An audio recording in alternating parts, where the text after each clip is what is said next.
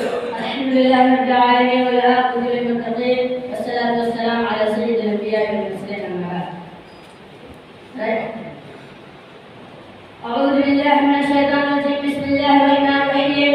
اتل ما أوحي إليك من الكتاب وأقم الصلاة إن الصلاة تنهى عن الفحشاء والمنكر وذكر الله أكبر والله يعلم ما تصنعون. محترم ومکرم صدر جمعہ اساتذہ کرام طلباء اعزام، آج کے اس مبارک وقت میں جس عنوان پر گزارش کرنا چاہتا ہوں وہ ہے نماز کی اہمیت. نماز نور ہے، نماز دین کا ستون ہے، نماز ارکان اسلام میں سے دوسرا اہم رکن ہے. نماز بندے کا اپنے معبود حقیقی کے حضور اور اس کے نعمتوں اور نوازشوں کو شکر گزاری کا ثبوت ہے. نماز بندے کا اپنے ہاتھ پاؤں اور دل و زبان سے اپنے رب کے سامنے بندگی کا اظہار ہے. نماز کی معراج ہے. نماز رب کی قربت کا حصول اور اس کی مدد و رحمت کو اپنی طرف متوجہ کرنے کا ذریعہ ہے. نماز عبادت ہے جس کے لیے اللہ تعالیٰ نے انسان اور جنات کو پیدا فرمایا. ارشاد باری تعالیٰ ہے وما خلقت الجن والانس الا ليعبدون. ہم نے جنات اور انسان کو صرف اپنی عبادت کے لیے پیدا فرمایا. نماز ہماری کو بے حیائی اور برائی سے روکتی ہے جیسا کہ اللہ تعالیٰ کا ارشاد ہے واقم الصلاۃ ان الصلاۃ تنہی عن الفحشاء والمنکر. اور نماز قائم کرو، یقیناً نماز بے حیائی اور برائی سے روکتی ہے. دوسرے مقام پر اللہ تعالیٰ کا ارشاد ہے واقم الصلاۃ ولا تکونوا من المشرکین. اور نماز قائم کرو اور مشرکوں میں سے مت ہو جاؤ. اس سے معلوم ہوا کہ نماز کو ترک کر دینا بھی اسلام کی سرحد سے نکل کر شرک و کفر کی سرحد میں داخل ہو جانا ہے. اس بات کی تائید اس حدیث سے ہوتی ہے جس کا امام مسلم نے حضرت جابر رضی اللہ عنہ سے روایت کیا ہے کہ اللہ کے رسول صلی اللہ علیہ وسلم نے ارشاد فرمایا بین الرجل و بین الشرک والکفر ترک الصلاۃ.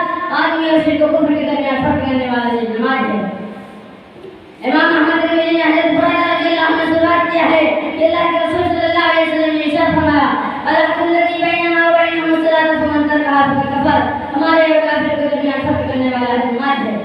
جس نے نماز چھوڑ دیا اس نے کفر کا کام کیا. نماز کی اہمیت کا اندازہ اس بات سے ہوتا ہے کہ اللہ تعالیٰ قرآن میں اس سے زیادہ مرتبہ اپنا صلاۃ و زکات فرما کر نماز قائم کرنے اور زکات ادا کرنے کا حکم دیا ہے. نبی اکرم صلی اللہ علیہ وسلم نماز کی اس اہمیت کے پیش نظر فرمایا مروا اولادکم بالصلاۃ وهم ابناء سبع سنین وفرقوهم فی المضاجع. جب تمہاری اولاد 7 سال کی ہو جائے تو ان کو نماز پڑھنے کا حکم دو، اور جب 10 سال کی ہو جائے تو تب نماز ان کو مارو اور ان کے بستروں کو الگ الگ کر دو. طبرانی کی روایت میں ہے کہ نبی صلی اللہ علیہ وسلم نے ارشاد فرمایا اول ما یحاسب به العبد یوم القیامۃ الصلاۃ. قیامت کے دن بندے سے سب سے پہلے نماز کے متعلق حساب لیا جائے گا. سورہ مدثر میں ہے جنت کے بالا خان میں کہتے جہنم کے سوال کریں گے ما سلککم فی سقر. تمہیں کس چیز کی سزا جو میں گیا؟ قالوا وہ جواب دیں گے جنت میں نسلی ہم دنیا میں نماز نہ تھے.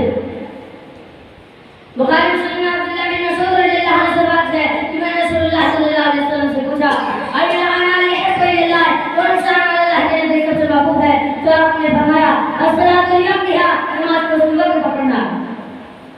نماز کا استقرار فریضہ ہے، کسی حال میں معاف نہیں بشرطے کہ ہو سب درست ہو. پانی نہ ہے تو تیمم کر کے نماز پڑھے. آپ بیمار ہو، پانی سے نقصان ہونے کا اندیشہ ہو تو تیمم کر کے نماز جائز ہے. بیمار ہو کھڑا نہیں ہو سکتا تو بیٹھ بھی نہیں سکتا تو لیٹے لیٹے حتیٰ کہ عشاء میں بھی نماز پڑھے لیکن نماز معاف نہیں ہے. جنگ کا میدان ہو، خطرے کی گھڑی ہو، دشمن سامنے موجود ہو تو بھی نماز معاف نہیں ہے. مسلمانوں کے عادی کو دشمن کے مقابلے میں سے نصیب ہو اور عادی کو امام کے پیچھے نماز ادا کرے. پھر یہ لوگ دشمن کے مقابلے کھڑے ہو اور پہلے کھڑے ہوئے لوگ امام کے پیچھے نماز ادا کرے لیکن نماز اس حال میں پڑھنا نہیں ہے بلکہ اس کے وقت میں ہی پڑھنا ہے. سورہ العراف میں بیان 17 میں ہے جس دن پنڈلی کھولی جائے گی یعنی قیامت کے دن اللہ تعالیٰ کی پنڈلی کھولے گا تو ہر مومن مرد عورت اللہ تعالیٰ کے سامنے سجدے ہو جائیں گے. لیکن جو لوگ سجدہ نہیں کرتے تھے لیکن جو لوگ نماز نہیں پڑھتے تھے وہ سجدہ نہ کر سکیں گے.